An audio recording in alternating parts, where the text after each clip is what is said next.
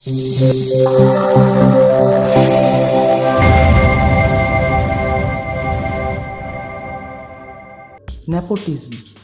ये शब्द बॉलीवुड में पिछले कई दिनों से तहलका मचा रहा है, क्योंकि बॉलीवुड के अंदर जब से सुशांत सिंह राजपूत के निधन की खबर चर्चाओं में बनी, तब से ही बार बार हर कोई ये नेपोटिज्म का मुद्दा उठा रहा है। चाहे छोटा कलाकार हो या कोई बड़ा कलाकार, हर कोई एक बात कह रहा है कि नेपोटिज्म खत्म हो जाना चाहिए।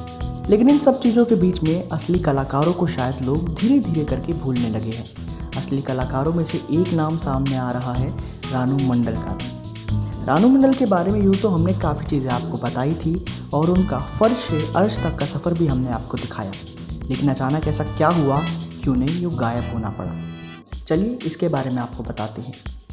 दरअसल पिछले कई दिनों से रानू मंडल चर्चाओं में बनी हुई थी, कभी अपने मेकअप को लेकर तो कभी अपने अलग ही अंदाज को लेकर। उनके इस अंदाज से सोशल मीडिया पर कई तरीके के मीम्स भी बनने लगे।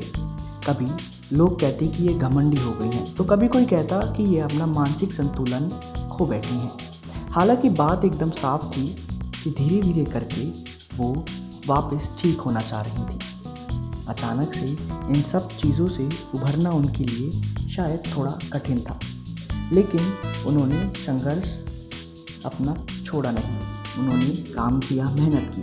लेकिन अब आखिर ऐसा क्या हुआ कि अचानक से कुछ गाने करने के बाद हिमेश जी भी उन्हें भूल गए और बाकी सब उन्हें भूल गए। यकीनन वजह शायद नेपोटिज्म ही हो।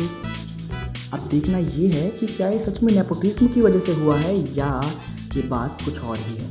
कुछ और यानी उनका घमंड। कई लोग जो कह रहे हैं कि उनके घमंड की वजह से अब वो बॉलीवुड इंडस्ट्री से बाहर गई हैं, तो कई लोग कह रहे हैं कि वो केवल और केवल नेपोटिज्म का शिकार हुई है। अब इस कलाकार के बारे में आप क्या कहेंगे, कमेंट करके ज़रूर बताएं और देखते रहें फिल्मी अड्डा।